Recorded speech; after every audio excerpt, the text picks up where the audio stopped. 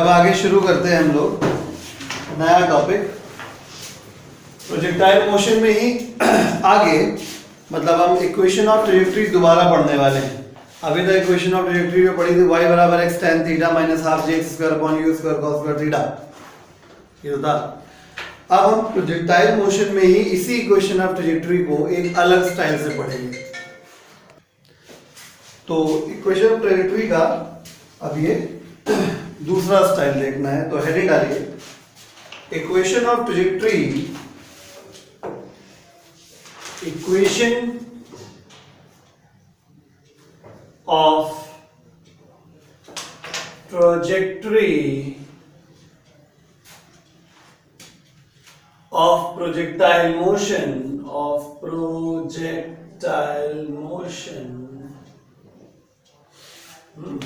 in terms of horizontal range, in terms of horizontal range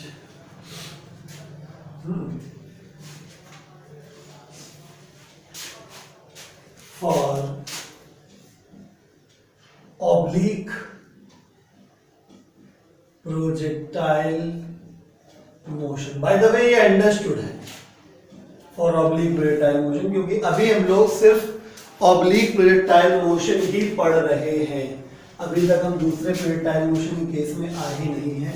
तो अभी हम लोग जितना कुछ भी पढ़ रहे हैं वो सब कुछ ऑब्लिक प्रोजेक्टाइल मोशन के लिए पढ़ रहे हैं, तो ये अंडरस्टूड है। वैसे भी हम उसी इक्वेशन को, कौन सी equation y x tan theta minus half j square upon u square cos square theta को ही हम लोग कन्वर्ट कर देंगे। ठीक है, चलिए देखते हैं। ठीक है, तो we know that for oblique projectile motion क्या होती है equation y is equal to x tan theta minus half gx square upon u square cos square theta. क्या करिए आप x tan थीटा कर लीजिए कॉमन। ठीक है, क्या करेंगे x tan थीटा इस एक्सप्रेशन से कॉमन करेंगे। जब कॉमन किया जाता है तो माय डियर इसका मतलब ये होता है कि हम इतने एक्सप्रेशन से इन दोनों पार्ट में डिवाइड कर देंगे कॉमन लेने के बाद। तो obviously x tan theta upon x tan theta हो गया।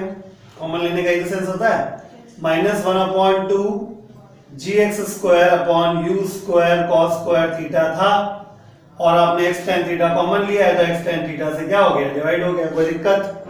अब क्या करिए x से x, tan से tan कैंसिल हो गया, 1 आ गया। तो इक्वेशन बनेगी y is equal to x tan theta in bracket 1 minus, अब देखिएगा समझिएगा यहाँ पे tan थीटा देखिए 1/2 अलग हो गया, g अलग हो गया, x स्क्वायर अलग हो गया upon u square cos square theta, यानी cos theta into cos theta कर सकते हैं। एक मिनट, पहले एक x से एक x काट सकते हैं, एक x बचेगा ऊपर। cos स्क्वायर थीटा मतलब cos theta into cos theta हो गया, और tan थीटा का मतलब sin theta upon cos theta हो जाएगा। तो cos थीटा से cos थीटा कैंसिल हो गया। ठीक है, अब ये देखिए 2 into sine theta into cos theta, sin 2 theta. ठीक है, sin 2 theta is equal to 2 into sine theta into cos theta बनेगा।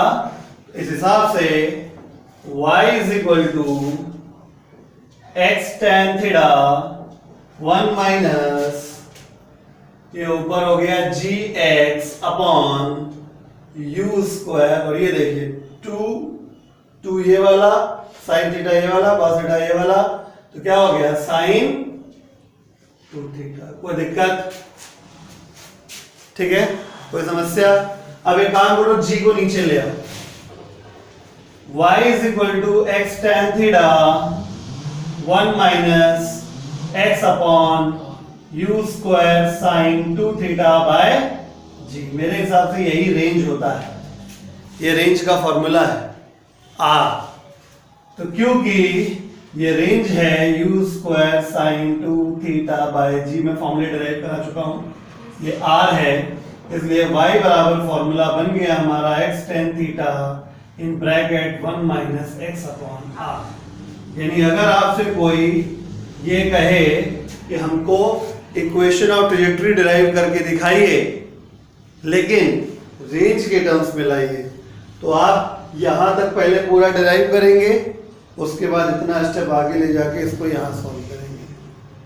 आजकल का लेटेस्ट ट्रेंड यही चल रहा है। पहले केवल इतना ही पूछ लिया है, prove that path of projectile is parabolic, लेकिन अब वो क्वेश्चन में कहेंगे कि if a body is projected from ground then derive the equation of its trajectory in terms of its horizontal range. ठीक है, तो इस तरीके से आपका ये डिराइव हो जाएगा। चलिए क्वेश्चन लिखिए, शीट में क्वेश्चन नहीं है, क्वेश्चन लिखिए। A particle is projected over triangle, a particle is projected over a triangle,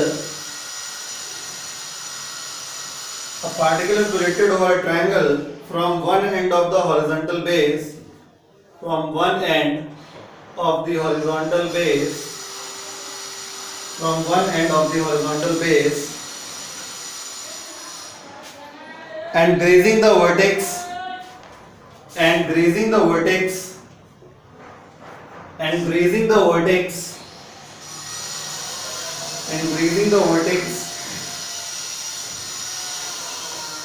falls on the other end of the base. Grazing the vertex falls on the other end of the base.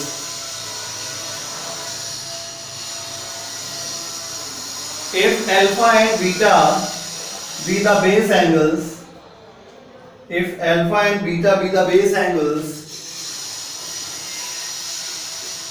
and theta is angle of projection,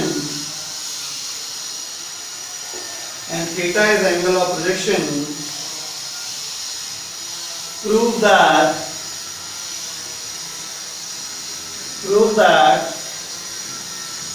tan theta बराबर tan alpha plus tan beta।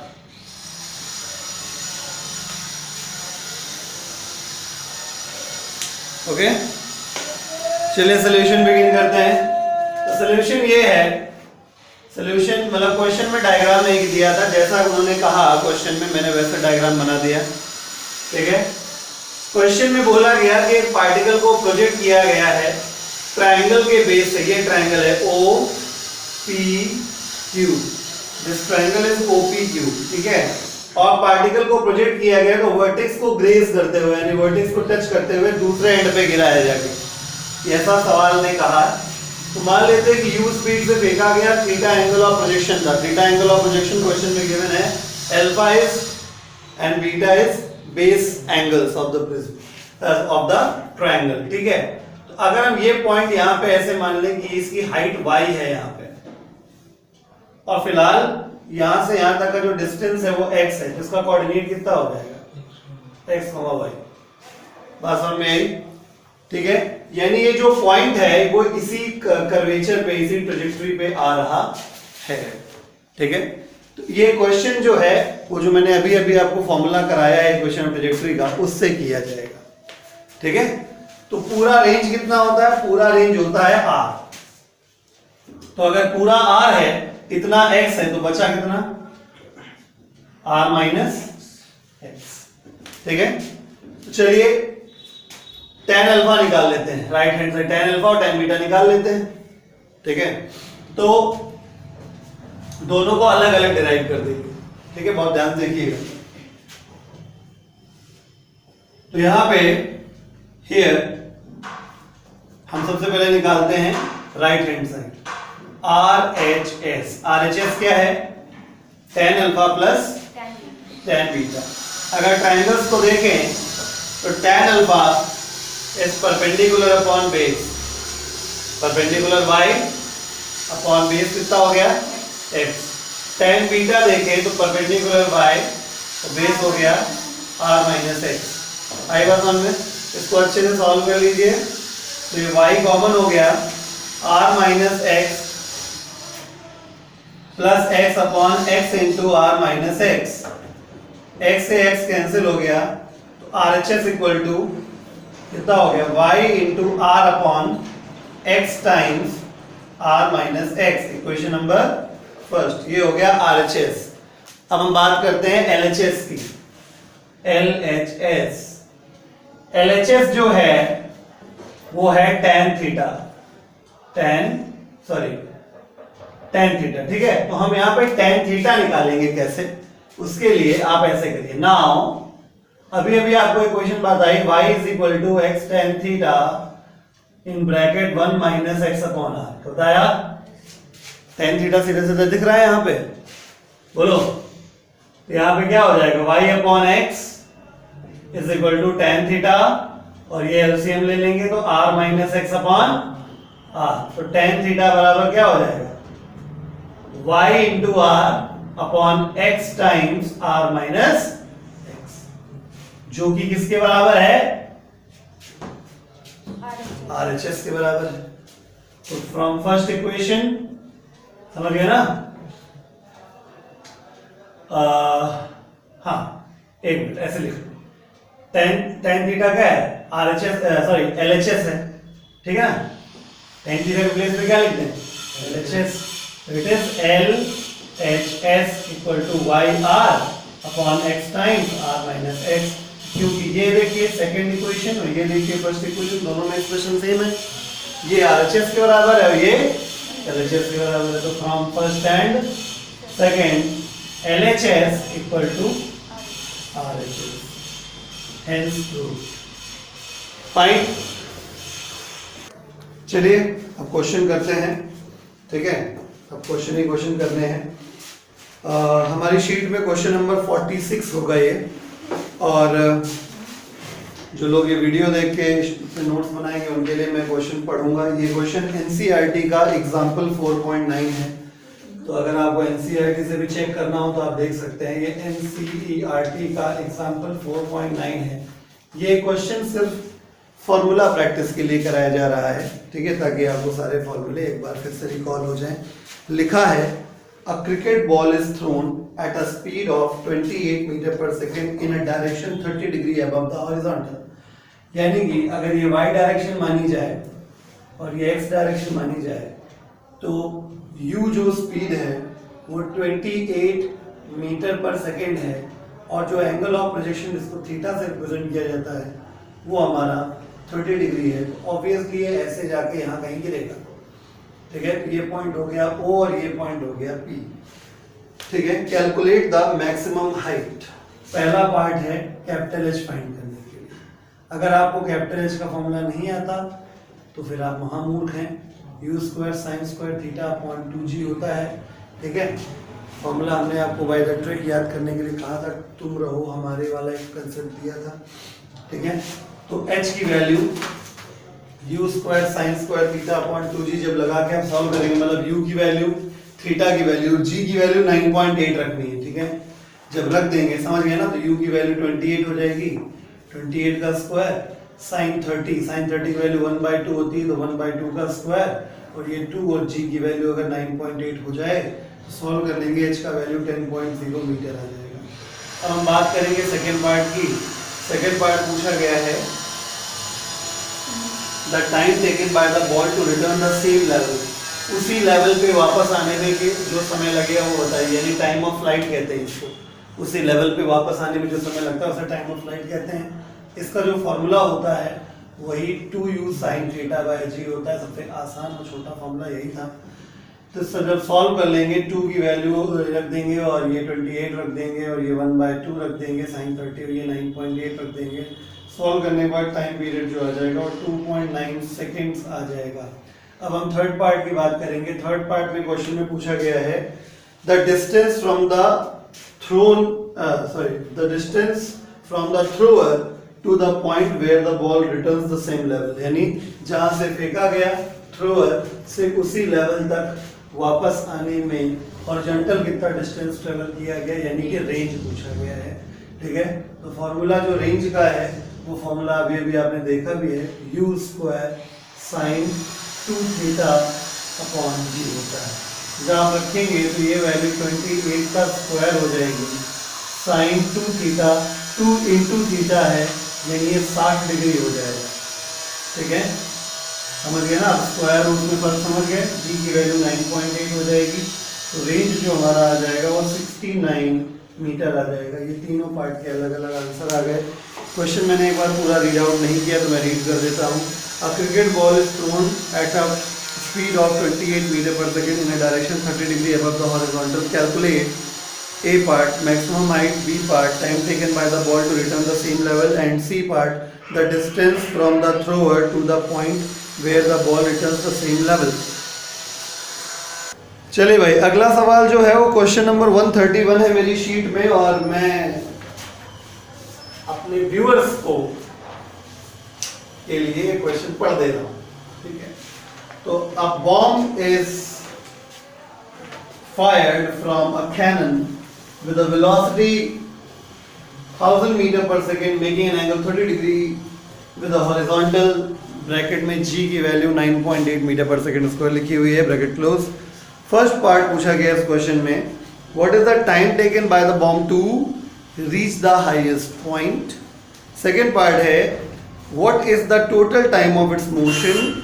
Third part है with what speed bomb hit the ground and with what will be its direction of motion while hitting.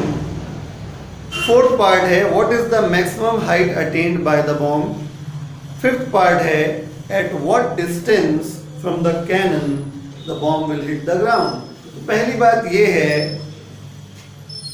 कि ये question में भले ही 5-5 part पूछे गए हैं लेकिन हैं सबके सब आसान, बहुत ही आसान सवाल है। ठीक है, ये क्वेश्चन नूतन बुक का है जो कि मैंने यहाँ पे लिया है। तो हाँ जी, सारा डेटा जो है वो मैं लिख लेता हूँ, डायग्राम बनाने की आवश्यकता नहीं है। चलिए अच्छा बना ही देते हैं, समझाने के लिए बेटर रहेगा। जिसको समझ में आ गया होता है, मतलब जिसके दिमाग में फिगर खुद बन जाएगा, उसको बनाने की आवश्यकता नहीं है। कंपल्सरी नहीं होता कि डायग्राम बनाया जाए। 1000 मीटर पर सेकेंड u का वैल्यू है और थीटा का वैल्यू है 30 डिग्री। g का वैल्यू 9.8 मीटर पर सेकेंड स्क्वायर दे रखा गया है, और इस प्रकार से ये तुम्हारा प्रोजेक्टाइल। ठीक, तो पहला है what is the time taken by the bomb to reach the highest point. तो माय डियर, ये रहा हाईएस्ट पॉइंट। मैंने कहा था हाईएस्ट पॉइंट के अबाउट पैराबोला सिमेट्रिक होता है, यानी कि अगर आपको टी डैश निकालना है, टी डैश समझ गए ना, टी डैश हुआ आधा यहां तक, मतलब चाहे ये कह दो कि यहां से यहां तक आने का समय है, और चाहे ये कह दो कि हाईएस्ट से लोएस्ट पॉइंट तक जाने का समय है, बात बराबर होती है। तो टी डैश फाइंड करना था, तो क्योंकि हम आपको पहले ही पढ़ा चुके हैं टी डैश t/2 होता है time period, total time of flight का आधा हो जाएगा, आधा यहां तक आधा यहां तक, टोटल टाइम ऑफ फ्लाइट। नहीं समझे? तो फॉर्मूला जो होता है वो हो गया क्या, 2u sin theta by g होता है, और अपॉन में 2 है, ये तो 2 से 2 कैंसिल, तो t डैश कितना हो गया, u कितना है 1000, sin थीटा कितना है 1/2, g की वैल्यू 9.8, सॉल्व कर लेंगे तो d डैश आ जाएगा कितना 51 सेकेंड, व्यवहार वाले 51 सेकेंड आ गए। सेकेंड पार्ट में है what is the total time of the motion, यानी टोटल टाइम ऑफ फ्लाइट। तो t निकालना है अब। तो माय डियर, अब पूरा सॉल्व करने की जरूरत नहीं है क्योंकि आप आधा टाइम तो निकाल ही चुके हो। ठीक है, तो क्योंकि जो टोटल टाइम ऑफ फ्लाइट होगा वो 2 टाइम्स ऑफ t डैश हो जाएगा। डबल कर देते हैं, इसका यहाँ से यहाँ तक का पता है, तो टोटल डबल कर देंगे तो टोटल आ जाएगा। तो 2 × 51, तो टाइम ऑफ फ्लाइट हो गया कितना 102 सेकेंड। चलिए थर्ड पार्ट की बात कर लेते हैं। थर्ड पार्ट जो है, with what speed bomb hit the ground and what will be its direction of motion while hitting. कितनी स्पीड से टकराएगा और किस डायरेक्शन में टकराएगा। मैंने आपको उसी वक्त पढ़ाते हुए बताया था कि सेम लेवल पे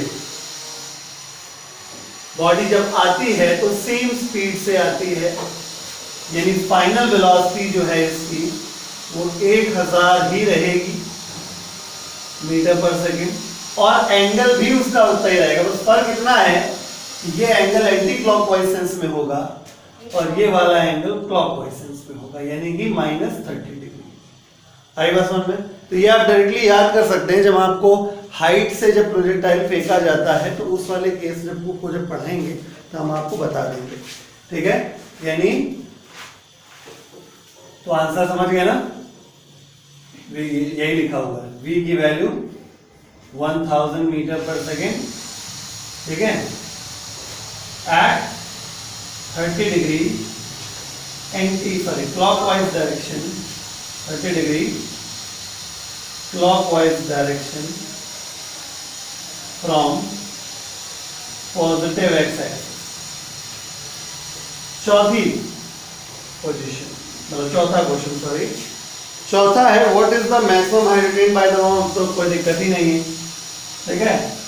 तो इस केस में v निकालना था, वेलोसिटी निकाल दिया। इस केस में h निकालना है। h का फॉर्मूला क्या होता है, u square sine square theta upon 2g। रख देंगे सारी वैल्यूज, u की वैल्यू 1000 है, थीटा का वैल्यू 30 डिग्री है, g का वैल्यू 9.8 है। तो आंसर आपका आ जाएगा 1.27, h की value 1.27 into 10 to the power 4 metre. पांचवा और आखिरी पार्ट है, at what distance from the cannon the ball will hit the ground. यानी अगर कैनन ये है तो कहाँ गिरा, यानी कुल मिला के रेंज निकालना है। इस केस में रेंज निकालना है। रेंज का फॉर्मूला होता है r is equal to u square sine 2 times of theta, यानी ये भी 60 डिग्री हो जाएगा, साइन 60 की वैल्यू √3/2 होती है, बाय g हो जाएगा। जब सारी वैल्यू रख देंगे तो रेंज की वैल्यू जो आ जाएगी सॉल्व होके 8.83 into 10 to the power 4 metre आ जाएगा। ये पांचों पार्ट के जवाब हो गए। चलिए अगला सवाल है मेरी शीट में, क्वेश्चन नंबर 76 और एनसीईआरटी के लिए 4.29, और जो ये वीडियो देख के नोट बनाएंगे उनके लिए क्वेश्चन में पढ़ता हूँ। लिखा है, bullet fired eight an angle of 30 degree with the horizontal hits the ground 3 km away. By adjusting the angle of projection, can one hope to hit the target 5 km away? Assume the muzzle speed to be fixed and neglect air resistance. ठीक है, चलिए सवाल बहुत साधारण सा है। मेरी sheet के लिए क्वेश्चन नंबर 76 और ये एनसीईआरटी से आता हुआ 4.29 एक्सरसाइज का क्वेश्चन है। तो बहुत सीधी सी बात है, इसमें बोला गया कि 30 डिग्री एंगल पे प्रोजेक्ट किया गया है तो 3 किलोमीटर रेंज आती है, ठीक है। तो R का फॉर्मूला होता है u square sine 2 theta by g। तो रेंज 3 किलोमीटर इन 3000 मीटर हो गई, और u स्क्वायर बाय g अलग कर लेते हैं, और साइन 2 थीटा साइन 60 है ना, तो साइन 60 इज √3/2। इस हिसाब से आप u square by g calculate कर लीजिए, ठीक है। कितना हो जाएगा 6000 बाय √3। इसको रेशनलाइज कर लो चाहो तो अच्छा रहेगा, है ना, कंपैरिजन करने में आसानी रहेगी। तो u square by g is equal to कितना हो गया, ये तुम्हारा 2000 √3। समझ गए, इक्वेशन नंबर फर्स्ट। अब इसमें कहा क्या, एंगल वगैरह कुछ एडजस्ट करके क्या 5 किलोमीटर दूर तक फेंका जा सकता है। तो हमको बहुत अच्छे से पता है कि मैक्सिमम रेंज आ सकता है 45 डिग्री में, केवल पढ़ाया था, ठीक है।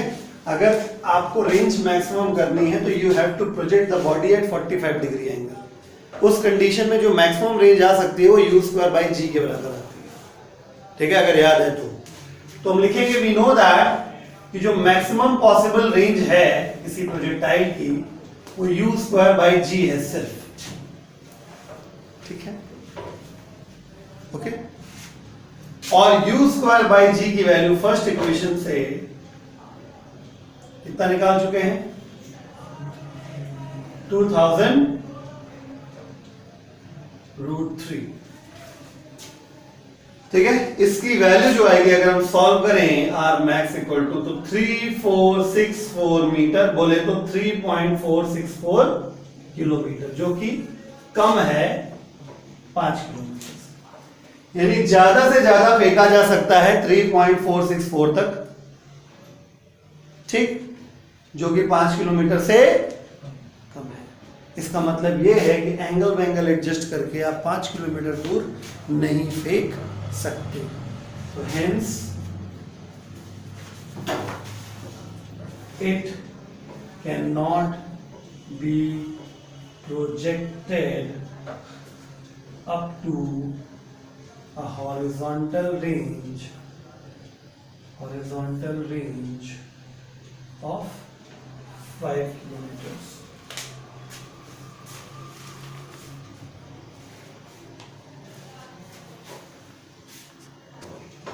अगला प्रश्न है हमारे पास क्वेश्चन नंबर 63 हमारी शीट पर, और ये एनसीईआरटी का 4.16 है। मैं पढ़ देता हूँ question. A cricketer can throw a ball to a maximum horizontal distance of 100 meter, यानी R max का वैल्यू दिया है। How high above the ground can the cricketer throw the same ball? अब इस क्वेश्चन को करने में बच्चा कंफ्यूज हो जाता है कि हमसे मैक्सिमम हाइट पूछी गई है, लेकिन वास्तविकता में एनसीईआरटी में जब ये क्वेश्चन लिखा गया तो टीचर के दिमाग में, जिस राइटर ने लिखा उसके दिमाग में कुछ और था, और बच्चे इस क्वेश्चन को जब पढ़ते हैं तो कुछ और ही सेंस निकलता है। ठीक है, तो मैं कह सकता हूँ कि इस क्वेश्चन में थोड़ा सा प्रॉब्लम है। मैं समझाता हूँ बच्चा क्या सोच सकता है और वास्तविकता में होना क्या है। तो ये क्वेश्चन नंबर 63 है, ये एनसीईआरटी का 4.16 है। क्वेश्चन था a cricketer can throw a ball to a maximum horizontal distance of 100 metre, यानी आर मैक्स का वैल्यू यानी यू स्क्वायर बाई जी जो होता है वो 100 मीटर आपको दे रखा गया है। 100 लिख देते हैं सीधे, ठीक है। How high above the ground can the cricketer throw the same ball, ठीक है, कितना ऊंचाई तक फेंक सकता है। तो we know that maximum height attain का फॉर्मूला होता है u square sine square theta upon 2, right. और बच्चा ये सोच बैठता है यहाँ पे कि मैक्सिमम रेंज की बात हो रही है, तो मैक्सिमम रेंज में थीटा कितना होता है 45 degree. h is equal to u square by g, उसकी वैल्यू 100 दी हुई है, और साइन 45 1/√2 होता है, 1/√2 का स्क्वायर 1/2 हो जाएगा। 1 2 ये है ही, तो कितना हो गया यू स्क्वायर बाई जी की value h is equal to u square by g 100 हो गया, और ये बाई 4 हो गया, 25 मीटर आ गया, ये आंसर हो गया, राइट। तो ये हो गया रॉन्ग, ठीक, क्योंकि क्वेश्चन को अगर ठीक से आप समझे तो क्वेश्चन में फिर से पढ़ता हूँ। A cricketer can throw a ball to a maximum horizontal distance of 100 metre, यानी यहां तक बात हो रही थी काहे की प्रोजेक्टाइल मोशन की, ठीक है, यानी यहां तक मामला सही है। अब उसमें कहा गया कि यही बंदा कितना मैक्सिमम ऊंचाई तक फेंक सकता है। मैक्सिमम ऊंचाई तक तो हम तब फेंक पाते हैं ना किसी चीज को जब हम सीधा ऊपर फेंकते हैं, समझ गए। यानी थीटा का वैल्यू कितना रखना चाहिए यहाँ पे 90 डिग्री, बात समझ में आ गई। ओके, चाहो तो आप ग्रेविटी वाले फंडे से भी लगा सकते हो, 20 × यूज का बस 2as वाले से मैक्सिमम हाइट पे वेलोसिटी कितनी हो जाएगी 0 हो जाएगी। आएगा समझ। तो अगर बंदे को मैक्सिमम हाइट तक फेंकना है अपनी तथा के हिसाब से, तो थीटा कितना रखना पड़ेगा 90 डिग्री। बस यही इस क्वेश्चन का झोल है। यू स्क्वायर बाई जी की वैल्यू रख ही लेंगे अभी, और ये साइन स्क्वायर 90 डिग्री, साइन 90 की वैल्यू 1 होती है, बाई 2 1/2 ये हो गया, यानी 100 फ्रॉम फर्स्ट इक्वेशन h की वैल्यू क्या हो जाएगी 100/2, कुल मिला कितना हो गया 50 मीटर। नेक्स्ट क्लास में ऐसा ही एक सवाल जो कंफ्यूज करता है वैसा आपको कराएंगे। आज के लिए इतना ही।